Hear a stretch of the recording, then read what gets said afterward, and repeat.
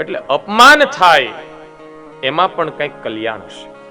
તમે જો રામચરિત માનસમાં ભગવાન રામ વનમાંથી આવ્યા,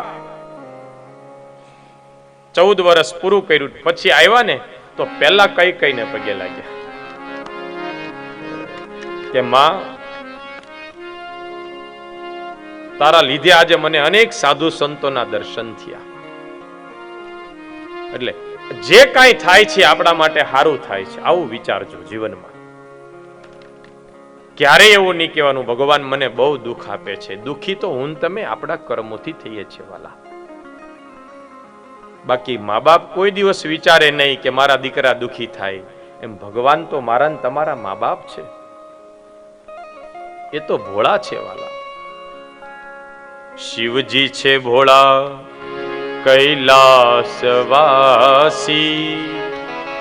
ભોળા ભાવે ભક્તિ કરો થાય રાજી. શિવજી છે ભોળા કૈલાસવાસી, ભોળા ભાવે ભક્તિ કરો થાય રાજી. એને ભાવથી યાદ કરો એટલે રાજી થાય. એ તો ભોળા છે. એટલા માટે અહીંયા ધ્રુવજીને મનમાં ઘરે આવીને પછી કચવાટ થયો કે ભગવાને મને માગવા કીધું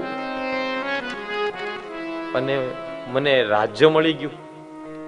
ભક્તિ માગવી જોઈતી હતી, મારાથી ભૂલ થઈ ગઈ.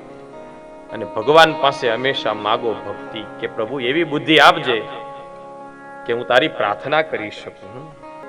એમ અહીંયા એ જ ધ્રુવજી સમય જતા પોતાની ગાદી પ્રજાપતિ, ઉત્તર પ્રજાપતિની દીકરી ભ્રમી નામની કન્યા સાથે એમના લગ્ન પણ થયા. સમય જતા એના સંતાનોને ગાદી આપી દીધી અને એ ધ્રુવજી ઋષિકેશ ગંગાના કિનારે સ્વર્ગાસ્થલીમાં જઈ ભગવાનની ભક્તિ કરે. ભગવાનનું વિમાન લેવાયું અને સાથે સાથે એની માને પણ ધ્રુવજી લઈ ગયા છે. યાદ રાખો, હારા બાળકો થાય, આપણા કુટુંબમાં કોઈ ભગવત ભક્ત થાય ને સમજી લેજો તમારા પિતૃઓને પણ તૃપ્તિ મળે છે, એનું પણ કલ્યાણ થાય.